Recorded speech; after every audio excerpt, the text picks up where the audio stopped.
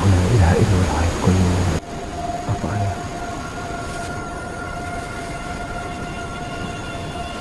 Allah la ilaha illa anta.